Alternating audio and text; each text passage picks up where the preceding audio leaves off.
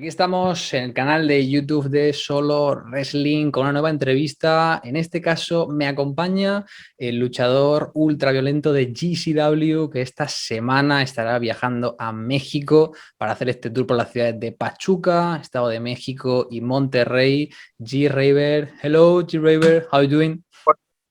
How's it going, guys?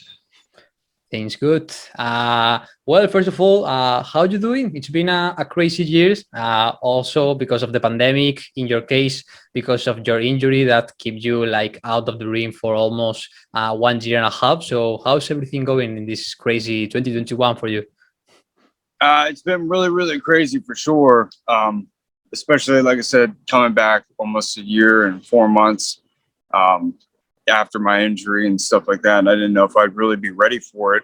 And then on top of that, it was kind of like come back during a time where there really wasn't much to come back to because everybody was worried about, running and, with the pandemic and everything like that, it makes perfect sense. But it made all the sense in the world to come back when I did, especially for H2O and for the Danny Havoc show. And it didn't seem to not make any sense to do it then because, it just felt right. But it was weird because I'm like waiting for stuff to like happen. And there was a lot of places that still ran and still risked, running during that time. So yeah, it's been a lot better now, I'd say, more than anything, because it definitely is starting to calm down a little bit and more people are starting to run. So it helps a lot. And how is your arm feeling? Because we've seen you like having these crazy matches in GCW and H2O in all the indie scene, but we can see that you cannot really like close your hand, right? So how is it feeling? It's like it's still in a kind of stage where it doesn't have any strength. Like I could close it a little bit, but there's no strength behind it. Like I can't squeeze or hold things in my hand. And the best thing I've gotten out of it, where I realized that even though it is kind of stuck in a certain position and it is kind of in limbo, I started to realize that now this is kind of what I got to start getting used to. And it's like the best thing I heard was that no one really notices that it doesn't work.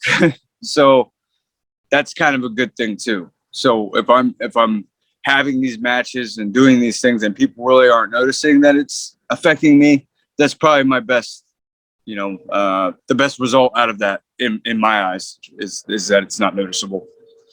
I wanted to ask you also about like the mental aspect of your injury, because before coming back to H2O in that very special weekend of the Danny Havoc tribute, you have a little conversation with Santa Jack on Twitter, and you said that you were done with deathmatch wrestling, that you didn't want to do more glass, that you touched like your glass ceiling with the Kasai match in Sinkiba. But 1 year after, we see you having this crazy trilogy with Jimmy Lloyd, all the glass ceiling death match, having this such amount of crazy death matches. So what did change in your mind to say, fuck it, I really want to do this again?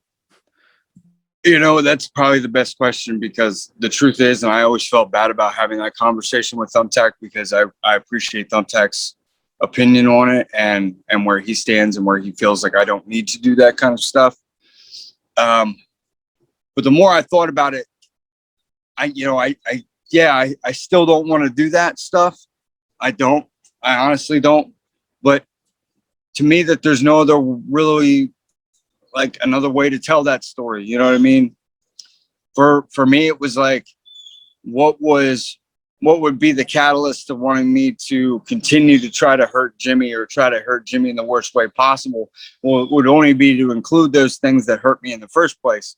So in order to tell that story, I just chose to do it in a way where if people noticed, I didn't really do those kinds of things if Jimmy wasn't involved.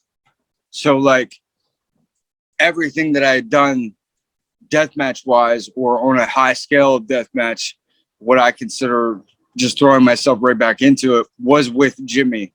And there was a reason for that, because I felt like that was the only way to tell that story, to be involved in that. So I guess it's my dedication to wanting to do it. If I'm going to do it, I'm going to tell a story while I'm doing it. I'm not going to just do it for no reason, valid reasons or tournaments and things like that. Yeah, but at the end of the day, just doing random death matches to do random death matches it annoys the shit out of me anymore. So if you're not trying to tell some story or build up with it, then I'm kind of, I don't know, weird about it. Yeah, and I wanted also to ask you about the feud with Jimmy Lloyd. Like, how was the creative process behind all these crazy matches? Like, who came with the ideas? Was it something like that came from your mind? Jimmy, Brett was involved in it. Did Brett give you like full creative freedom with that? Because it was like crazy. Because you started the Blood feud with the I Quit match, and people thought that that was like the end. And you have the no rope barbed wire death match, that was awesome, and then the glass ceiling. So who came up with these ideas and how was the process? And like you are explaining to me, I really think that you are really enjoying working with Jimmy these months. Yeah, a lot of that creative process came with pretty much everyone, but mostly, what Jimmy and myself wanted to really do or express or kind of take to that level. We chose to do fully dedicated to whatever we were going to do. Once we had the idea of what we wanted, it was really about going all in. I just stressed that enough, but GCW has very much given me the freedom to kind of tell that story and how I wanted to tell it, because ultimately it had good results. And with those results, you can't really complain on that end. I would hope. But a lot of it had to do with, presenting the ideas and coming up with what direction we wanted to do. We actually, this was never intended to even go this long. And where it keeps kind of changing and developing is really just basis of, makes sense to tell this story, so why not keep furthering the story? And if people are along for the ride, then they're along for the ride. This somehow has culminated to the right time, the right place, and I feel like this is part of, letting it naturally become what it is because of what we did prior to that. So, but yeah, we have definitely a lot of freedom and a lot of creative process. The glass ceiling was a very much big creative process, drawing it down, trying to come up with the logistics of how that was going to work, things like that. So it was quite a ride to develop that and come up with a good idea that was something that people hadn't seen before, and that was exciting to see it all put into play once we got it together. Was it your idea to have the glass ceiling death match? Yeah. It was my idea to name that, although it wasn't supposed to be as literal as maybe it came across. Unfortunately, what ends up happening is you end up putting the idea out there, and then it becomes starts to take on a life of its own on what people assume that might be. So at that point, then you have to say to yourself, do I put a literal representation of a glass ceiling in here? And though I look at it now, I wouldn't have had it any other way. But truth of the matter is, it was just supposed to be kind of a, not so literal mention or name to an end all be all to hit that point where there's no going back anymore. And that turned into a very literal sense of building that. And when I laid it out, I tried to come up with a realistic, way to represent that and for us to be able to do it. But we really didn't know if it was going to work. And we're like, you know what? Let's go for it. Once we started putting it together in the show, it started to come together. Then we started to realize, like, oh shit, this will work. This will come together. And it went off flawlessly. So very happy. And then, thanks to Vin and Tommy and some of the guys that helped out, building some of that stuff, that I owe a lot to them to make that happen. So overall, do you feel proud with the result of your trilogy with Jimmy Lloyd? Oh yeah, absolutely. And I'm happy with the the end result. And I think it's because we told a story that hasn't been told in quite some time, at least with feuds and things like that. It was something where you used to see a lot of this kind of thing, and then people lost sight of it, and they were so worried about giving each other, the greatest, one-on-one match right away, just giving it to them, just handing it to them at a show. And it's like, you could have built that, for months and months and months, but you didn't. Instead, you just give it to them right away. And then I feel like those matches end up getting, not that they're, bad, but they end up getting swayed to the wayside because, as far as people remembering them, because it's just like, oh, well, we can get that anytime we want. We're just handing it to them. We're just giving it to them on a silver platter. So I feel like with those matches, the people will go back and watch them. I'm really proud, at least two of the moments in every one of them have a significance as to why that they were the way they were. And as small as they are in some aspects, some of these moments building up when I injured myself in the first match and I was hurt, and then I low blowed Jimmy. That's stuff that's so lost nowadays. And it's like, man, you realize like 5 million moves you could have done, and you could have done something like that, and it probably would have worked out better as far as the storytelling is concerned. And then, no rope barbed wire, we're committing to going through the barbed wire and really doing stuff that had never been done in a no rope barbed wire match to kind of set the next bar for whoever was going to do them next. And then glass ceiling with the utmost creative, coming up with new ways to kind of shock and awe. So now that you talk about like maybe the loss of storytelling right now in deathmatch wrestling, I wanted to ask you about that, because you say like the thing that made the rivalry special between Jimmy and Drew is that every match felt big, because you build this anticipation to the match. You don't know what's going to happen, and they just didn't like throw the match away and have it like every month, like every week fighting with Jimmy. So what do you think like right now with this so-called golden era of deathmatch wrestling, at least in terms of popularity in the US? Most of the companies like don't do like this kind of storytelling in their matches. They just like throw away the matches because the people want to see these awesome matches, and they in every show put the singles match, the one-on-one show, big match. But the point is, I don't know if you agree with me, is that if you do that every month, it doesn't feel special because you are seeing the same thing like every month. Yeah, absolutely. And that is just something where it's just like, example two, and this may never come to fruition, and for whatever right reasons it might not. But here's an example: like everybody right now wants Cologne and Murdoch in some way, shape, or form, because it's been laid out there. It's been laid out there in the most not the best way of how to go about it, but the idea of that being planted now in somebody's head. So is that storytelling, or is that forced storytelling? I don't know, but I mean, if it was done a certain way, it would I think it would culminate to actually being a payoff, and maybe not for anyone in particular, but it would have been great storytelling if had done in the proper way. And then maybe at this point we would have that same kind of feel to it, where it was like me and Jimmy, or so on and so forth. One that was told that I followed for a long time, just because I knew the kid real early, was Atticus and Masada. Atticus and Masada was built up for, I mean, beyond years, beyond this kid, even being a part of anything, of merit.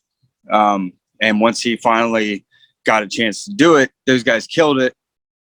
I sat there and watched that happen, and to see that happen, and knowing how it was built, and even to the point where it was just him calling him out for so long, or using his weapon and things like that, using what made Masada, and then building it up to an actual match where he finally gets that chance. There's a lot of build behind that, and to me, that's exciting. That's a lot of what's missing. In today, with like you said, that just kind of giving it to him and handing it to him.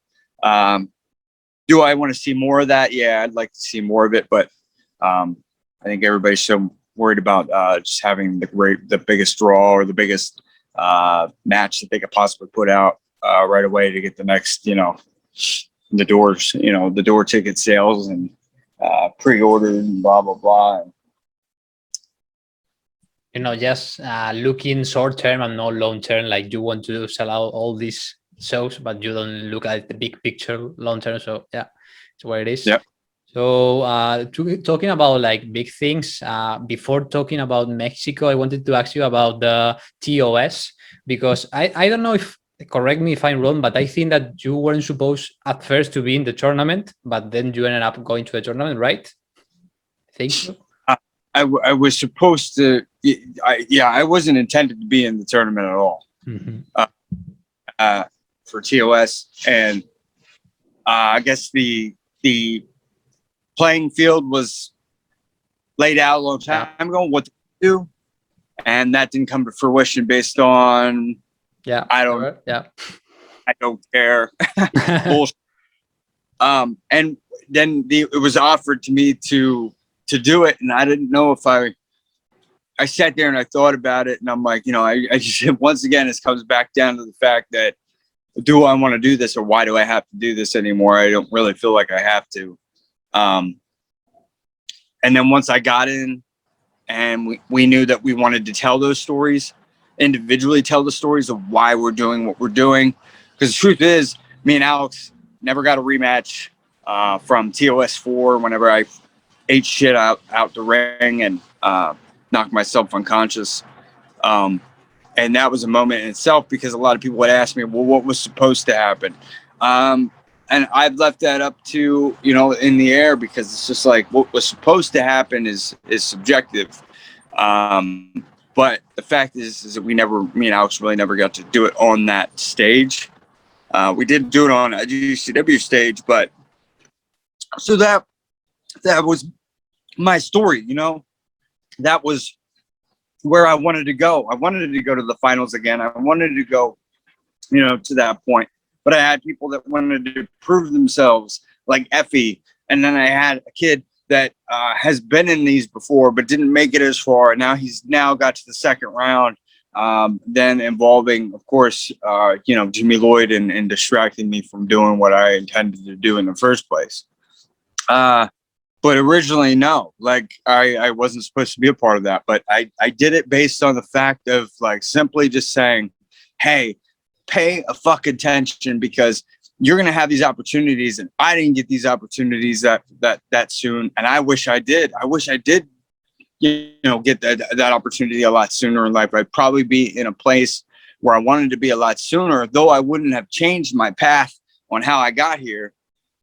It would have been nice to get a little bit of a bump early start. I didn't get to where I wanted to be until years later, until after I bust my ass doing, just regular wrestling. And I always wanted to be a part of deathmatch wrestling and a part of companies that mattered and that people paid attention to. And then it got that chance when I did, but I'm glad when I did.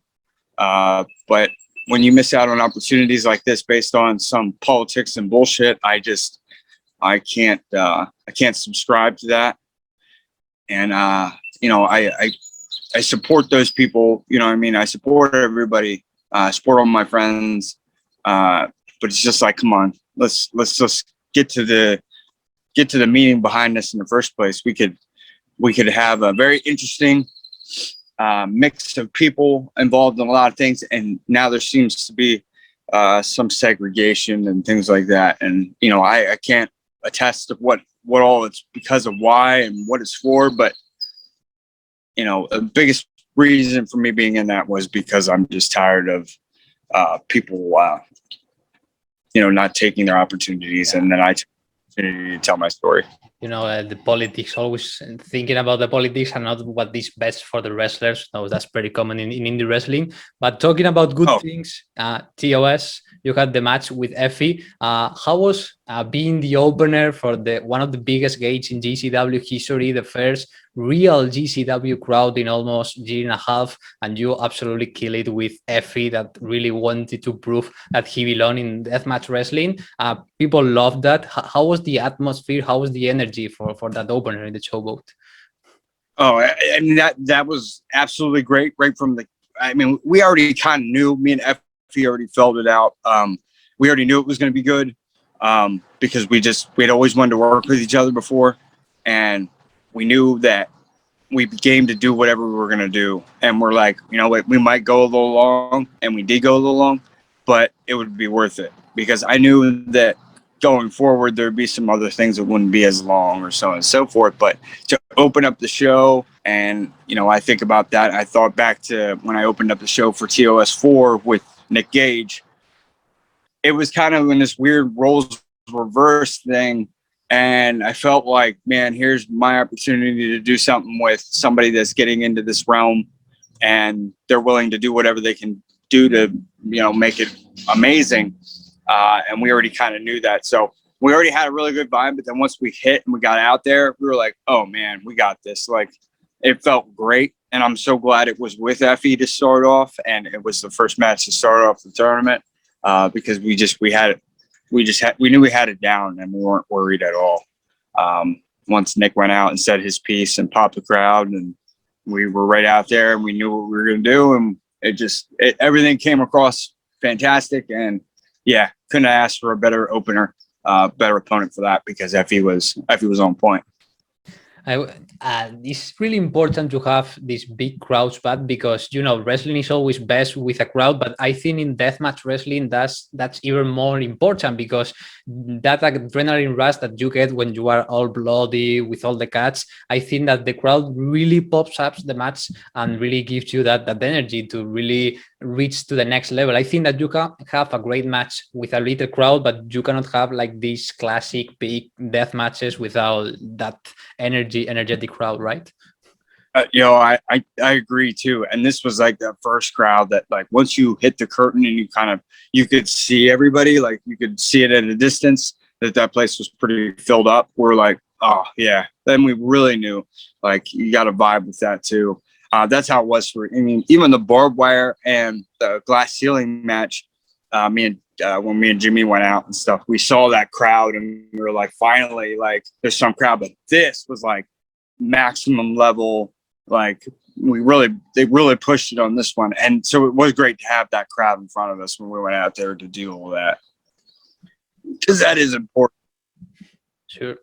So now moving forward to your trip to Mexico this week, what does it mean, like, wrestling in Mexico for you? Because this is, like, I think like the third or fourth time you've been there, because you've been there in I think 2018 and 2019, right? With DTU, you were back. So what does it mean to you to wrestle in Mexico? Are you a fan of Mexican wrestler? Are you like, do you try to catch up with everything going in the deathmatch, in the Mexican deathmatch wrestling scene? Yeah, I definitely do. I definitely try to keep up with it as much as I can.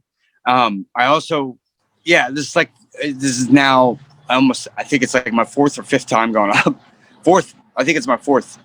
And all the tours that I went on, like, it was crazy, because like even the one was just like literally me and Joey Janela for the one, because Schlack couldn't make it. I went with Oren, Anthony Green. For that, the group of us, I think I just get so acquired to going to Mexico, so now I'm getting so used to it. Like, I never usually have an issue when I go down, and I always enjoy myself. I always like walk off and do my own thing sometimes. I've always felt pretty comfortable with there. So like, to me, like, the travel sucks. It always sucks. The travel always sucks. But once I'm there, I'm like, I'm in. Like, there's times where I said I would rather live there than here.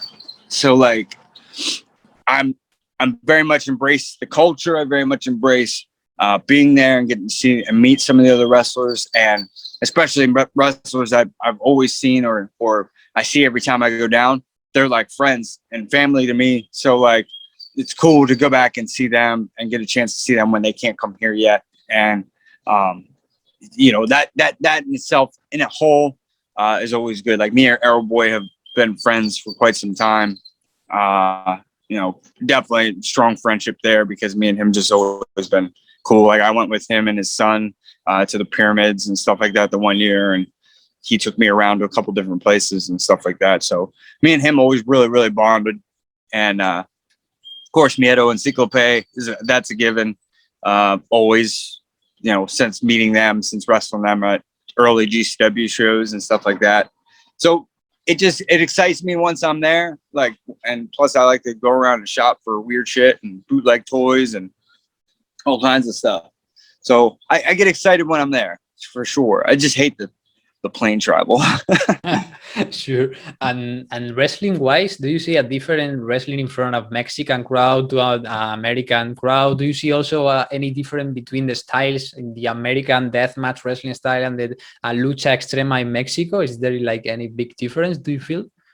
I feel like the biggest difference is when you present wrestling on, and how they would do it when we go down there. They'd be like, "Oh, we're going to do this match American style," and what they meant by that is just the way it's laid out, where very much like lucha libre is very much kind of like pace, go, next spot, guy in.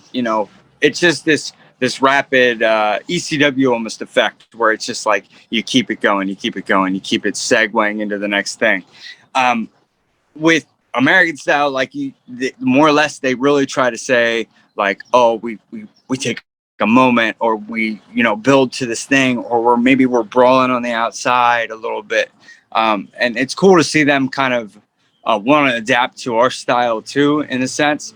So when I see that presented, I kind of see that the fans get kind of excited to see something not built on to the next spot, because it's very much this fast-paced thing, obviously, and I get it, because that's what they're used to seeing.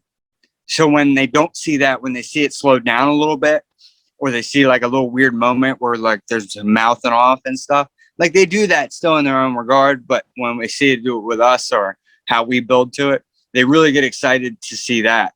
Like they're like, oh shit, he's talking shit to him or whatever he's doing. And to see them get excited in that regard is kind of cool.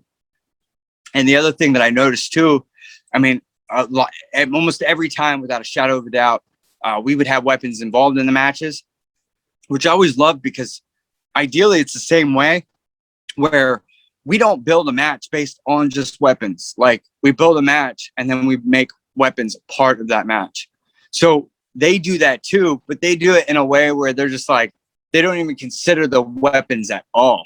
Like they'll just be like, I don't know, I'll do a moonsault here, I'll go up Spanish fly, when really you don't know that you're going to be landing on whatever you're going to be landing on when they put it in the right place. Like they're just kind of like, oh, the weapons will be there when they're there. Like they don't really talk about the weapons in that big of a regard in the match, which is kind of cool, because you're just so focused on the match. You just worry about like what you can add to it, being like, oh, I said I was going to do a splash here. Well, I'm going to do a splash with tubes instead. And you're like, fuck. So I noticed in that it's definitely formatted differently, how they want to format a match, which is really cool. I like doing that. And I like seeing the fans react to, different things. And they're rabid too, depending on where they're at. Like Zona, they're all crazy. So like, I love that. You know what I mean? That's like their ECW fans or CZW fans or GCW fans or whatever. Sure. In this tour, you have three pretty different matches. You start in NDX, you team with Eric Ryan to face Alberto Rios and Ciclope. How do you feel teaming with Eric Ryan? Because I don't know if you ever teamed with him, but if you have, it's been a while since you have worked with Eric. So are you looking forward, especially to that match, as random as it may just sound to the American people? As random as it may sound, is that, like as far as that match was concerned, like yeah, I mean, have I wrestled Eric in the past? Yeah. Since his 440 stuff, I've not really been a part of it, and that sort of thing. But things can change. So I don't, you know what I mean? I never assume that things are going to be able to come to fruition and however they're going to come. But we'll see what happens. I don't know. I don't know how we will work together as partners, that sort of thing. And well, if we talk about strange partner in the Vanguardia show in Pachuca, you are teaming with Jimmy Lloyd to face Los Macizos, Cíclope, and Miedo. We talk about that big storyline that you have with Jimmy, that trilogy. Now you have to team together, and it's also a very important match because you need to win to get the titles back to the US. So how do you feel about this match in Vanguardia? That's what they want. If that's what they want, then I get it. Like I get putting us together if they're just trying to assume. But I would have. I mean, it would make all the sense in the world to me. If I was tagging with Eric before, I could tag with Eric again if it seemed to work out. But apparently that's not on the shelf, and they just want to stir the pot. So if they want to stir the pot that much by putting involved and Jimmy and me in the same match, where is that? What is that? ECW? Is that Tommy Dreamer versus Raven? What are we doing? So like, there's that aspect to it too. So where do I go from there? If the titles is what they want, it's not ideally what I would put myself in. I would not put myself in a position with my worst of enemy to try to obtain something that they haven't had in 3 years or 4 years or however long this title's been gone. I wouldn't have done it like that. But that's their choice. Whoever booked it that way. We'll see how it goes. But you know, I can't rely on Jimmy. Can I? I don't know. I highly doubt it. I don't choose. I wouldn't choose him to help carry me like my groceries in from the door because he's gonna drop all the glass jars and break all the applesauce. For sure. And then you end the tour in Zona 23, Zona 23, where you have this big singles match against Cíclope. You've already faced Cíclope in Howell, New Jersey in the early days of GCW. So how do you feel having this match and also wrestling for the first time in Zona 23 and also in the Junkyard, El Deshuesadero? It's the first time also for Zona 23 that they are coming back to their home base after a year of, a strange location during COVID era. So do you think that this may be like a pretty crazy match? Because as you said before, everyone in Zona 23 is crazy. Yeah. And I like I said before, I think with like me and Arrow Boy, like it's a weird kind of this built friendship type thing where we know each other so well, and at the same time we've never been put in an element this crazy where it's like, oh, here's this junkyard which I never thought I would end up being in, and I watch all the time these guys do their thing in the junkyard, and I'm watching, so this guy power bomb this girl through the back of a windshield, and she's eating shit, and I'm thinking, man, these are just the girls doing this shit, you know what I mean? And they're killing it, and murdering each other. And then I see the guys, and they're doing the craziest shit. They're jumping off the highest thing possible, stuff like that. Like, I just keep thinking, like, well, the elements are gonna be there. How crazy is it gonna get with all those elements involved, like the cars and things like that? I always look at that environment and I go, man, this is absolute chaos. Like, there's no way to not look at that and be like, this is batshit crazy. Am I all about it? Yeah. Because at the end of the day, when I get there and I look around, that's all it takes. And then my head starts going in weird places. So I'm like, oh, well, I'm going to fucking do this, or I'm going to go off that, or I'm going to try to hit him with this thing and run him through that. Like, it's the creativity comes out. I don't know what it is. When you add a ring, it's good enough because that's your tool. That's your main tool. And then you add all these other fucking things that you can play around with. That's even worse because then it just gets real fun. So I'm looking forward to doing shit that people aren't expecting. Cool. Well, Aeroboy also recently won the Zona 23 title, so maybe he made this a title match. We don't know. Maybe. Would you like to be champ in Mexico and tour like more on a regular basis there? If it came down to it, and that was, that was applied to the match too, and though I can see why Aeroboy would have such a belt, yeah, absolutely, sure. If if it were to just happenstance be, and I would win, yeah, I would be open for that as long as they'd be back. So yeah, I'd be game as hell. Put a belt on the line.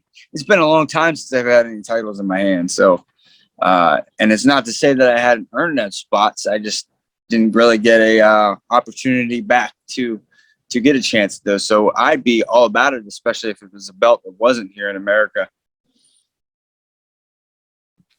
Cool. So just to wrap up the interview, I just wanted to ask you about like we've talked about it, like storyline wise, how do you see like wrestling right now, the deathmatch scene? But well, right now deathmatch wrestling is pretty popular. We can say that during the pandemic, like the deathmatch wrestler really stood out. We see right now almost like 4, 5, 6. If you ask me, maybe too many deathmatch wrestling shows every weekend in the US. Everybody wants to do it. We have the Vice TV documentary. We have Moxley wants to do it. Cardona wants to do it. Why do you think that deathmatch wrestling is right now so popular? Why do you think that it has grown so much in just a weird year like the pandemic year? You know, that's a good question. I've asked myself that because I mean we're talking about something that at one point in life, a guy like Matt Cardona or a guy like you know anybody you know that's starting to get into deathmatch wrestling or open their eyes to it. Not that I'm not opposed to that. I think that's great if you are open your eyes to it and you're like, you know, this is kind of cool. There at one point it was shunned. It was like, man, if you did that shit, you were not getting signed anywhere. You were not getting a WWE contract, not anywhere for no reason. Now I'm seeing a lot of guys get a chance or you know get an opportunity based on you know having done a little bit of that. Even just you know whether they might tell them not to do it anymore is in question. But I definitely see guys get more opportunities still with having done that. And it used to at one point it was like if you did that, no way, no how. So I don't know if it's just a period of time where people are starting to open their eyes to realize like everything you thought about it. Also understanding that we're not just out there like kill each other and we're trying to control the controllables, I guess is the best way to put it. Maybe it did open some eyes to, you know, some different things. Maybe there was different sets of wrestlers, different types of wrestlers involved in deathmatch wrestling where it wasn't so hack and slash or, you know, and there's a place for that. But like, you know, I mean, maybe they saw more guys that were doing technical wrestling mixed with the deathmatch wrestling. I really don't know, but it would definitely thrive during the COVID times. I don't know why, because you would think that would be like the least one that people would fuck with, because it would be like, oh, well, there's not only is it like there's this, you know, death in the air that we're giving to each other, but then there's like glass flying at your face and like, you know, all these elements. So you would think that'd be the last thing, but as it was kind of carrying on, and I guess it just more people got their eyes on it too in different lights. People like say like AEW, like you just mentioned Mox and stuff like that, doing it there with Kenny Omega and stuff with the exploding barbed wire, even though it didn't go off as much. A lot of the time, that was the first time that a lot of people seen something like that. You got to keep that in mind. Like, so AEW being able to say deathmatch wrestling, like per se, on a national syndicated network that people can hear, and people go deathmatch, and they go, wow, well, what is that? You know what I mean? And then they see it and then they go, wait, there's more of this kind of stuff. It's the same kind of way, only now we're doing it on this scale of direct TV content that people are saying, oh shit, exploding barbed wire, this happened before somewhere? Yeah, it happened before. You know, like, and then they go, oh wait, Onita, FMW, and they go, what? Hayabusa, and they go, oh, Cactus Jack, Terry Funk, blah blah blah blah. It's that same way back then when I, you know, first saw, you know, some hardcore wrestling, or I saw like the ICWs or ICPs, Stranglemania, and then I go, how and where is this? Like, where is this happening? And then I find out, oh, it's in Japan, and it's, you know, it's one of the greatest tournaments, you know, to start all this shit. And then I go, oh man, this is Kawasaki Dream, and I'm I'm watching the show in its entirety without commentating by clowns, then I'm going, there's got to be more. There's got to be more. So this is that way of doing that. So I think maybe that helped. Maybe that helped down the road. I know that was a little later into COVID, but stuff like that just kept generating and generating. So then you say, you got AEW's doing it. Where are they doing it elsewhere? Oh, it's GCW. Oh, it's, IWC or whatever, ICW. And you go, well, there's got to be, like I said, more to it. And Yes. and I think, but I definitely opened up people's eyes to different kinds. And whether there's more people now that are accepting of it, that's cool. I'm all for it. I know a bunch of wrestlers that love deathmatch wrestling. They aren't going to partake in it, but they'll definitely watch it. You know what I mean? Yeah, I think that the good part is that people really accept right now deathmatch wrestling as other style inside wrestling. So that's cool. But I also wanted to ask, like, do you think that it's good that right now there is so many deathmatch wrestling shows every weekend? Like, because I mean, like, it's cool that deathmatch wrestling is popular, but if deathmatch wrestling is popular, but the wrestlers aren't getting more money or better conditions and all of that, it's not that good, because wrestling are killing themselves like every weekend, every week, and that's long term. It isn't good. So you are more of a veteran, so how do you see it? Do you think that this popularity is good for the wrestlers, or do you think that maybe some young guys are going like a little bit too much crazy and they should like just keep the feet on the ground? Yeah. And where I'm gonna, agree or disagree with certain things. And the biggest thing is that's kind of getting on my nerves, and I won't lie. And I'm not saying that it's not successful. I'm not saying it's not a bad idea, but every weekend anymore is like 3 shows back to back. There's Friday, Saturday, Sunday. It's all Atlantic City, all Indianapolis. Fucking 3-4 fucking days of just people getting fucked up and doing deathmatch wrestling. I'm sorry, man, but you've lost me. You've lost me in what I love doing. You lost me in my interest. And I'm sorry, but it's an overkill. It's too much. You're not building to anything special. I'm sorry, but I don't remember fuck all from this past weekend. I don't remember a fuck all from sometimes the weekend before. It's too much. It's this, and then like you said, performer wise, it's too much. You have back to back to back.